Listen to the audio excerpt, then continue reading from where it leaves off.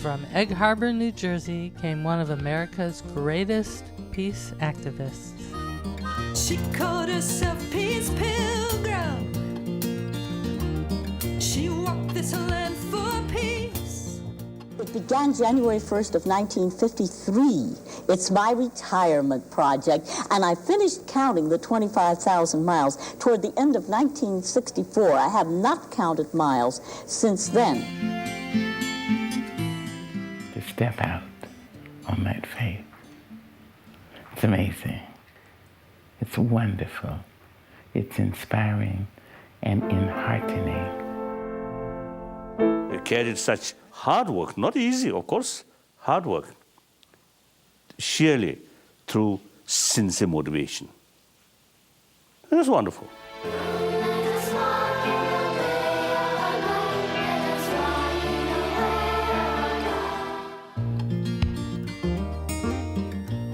Peace Pilgrim was born Mildred Lisette Norman in New Jersey in 1908. We were raised in the outskirts of Egg Harbor City. This was, I think, the one. Peace Pilgrim's sister, Helene Young, remembers their early days. Well, we had a very happy childhood in Egg Harbor. I came from a very quiet life. I was born on a small farm on the outskirts of a small town. I had a woods to play in and a creek to swim in and room to grow. We played here in the woods, because we owned all the way down to the next block. And there was a creek ran through it, and they called it Norman's Creek, which is our family name.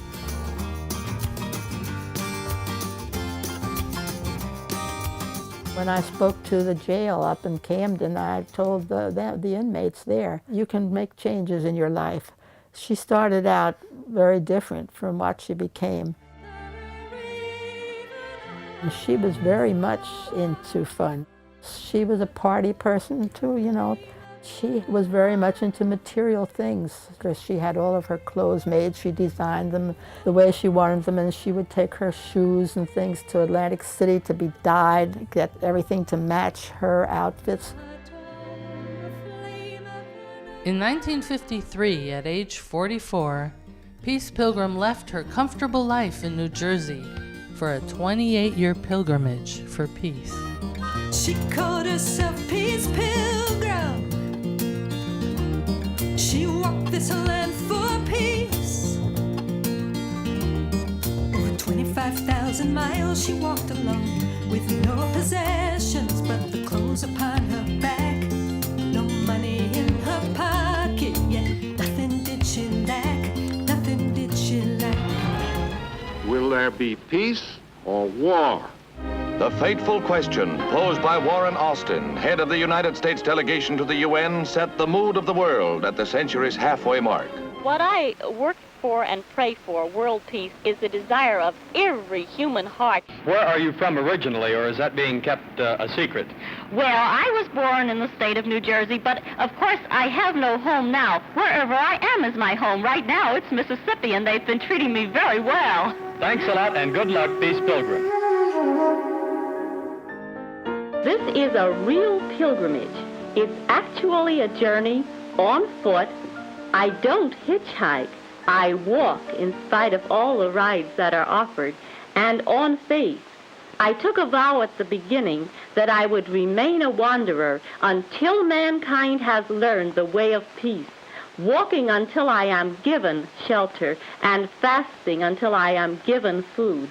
And although I have never asked for anything, I can truthfully say that I have been supplied. At any time, in any culture, where there is great apathy in the face of a crisis situation, a pilgrim is apt to step forth. And a pilgrim's job is to rouse people from their apathy and make them think. She walked until given shelter, and fasted until given food.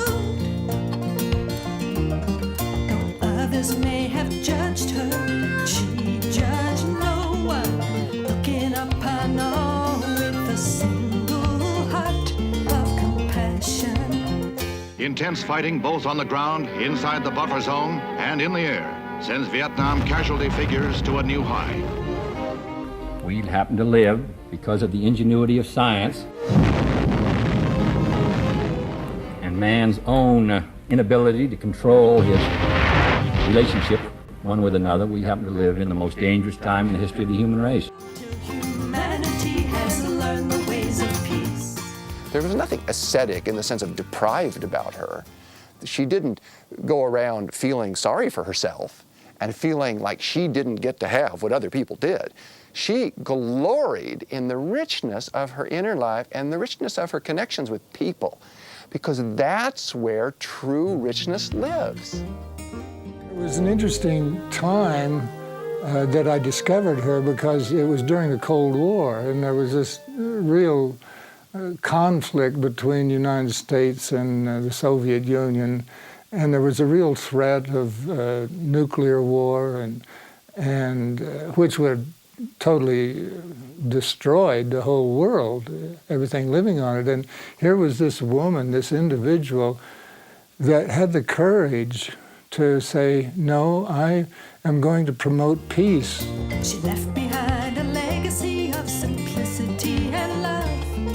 And every step she took was for this world we're dreaming of, powered by an inner strength that comes from above, from above.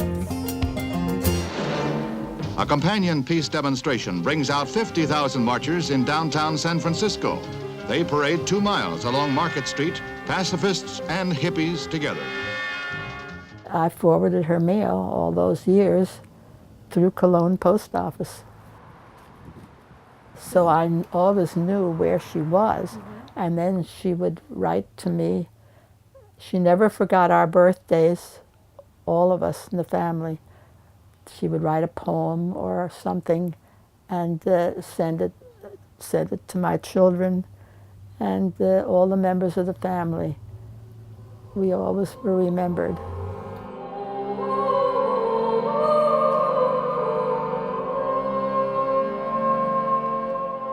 She carried a ballpoint pen, and I gave her stamps.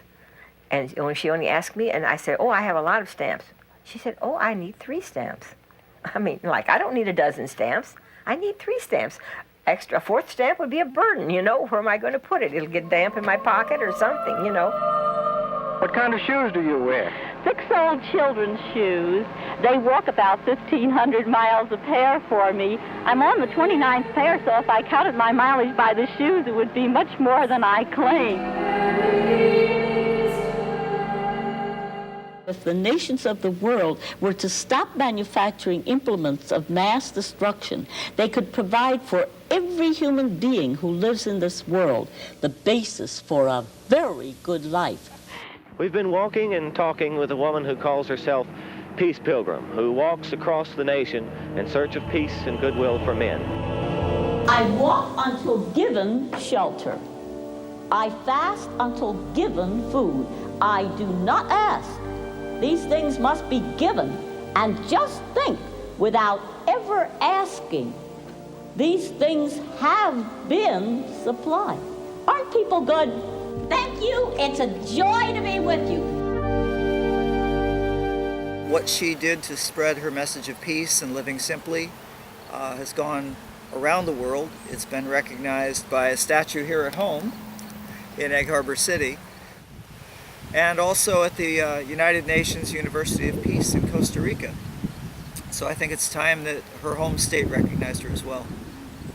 The words in her book have inspired me and sustained me during difficult times and through happy times. So I think the New Jersey Hall of Fame would be enhanced with her induction. A small town in southern New Jersey, Egg Harbor City is the home of Peace Pilgrim, whose desire to spread the word of peace throughout the land has brought her international recognition. It is only fitting that this woman be counted among the members of the New Jersey Hall of Fame. Thank you.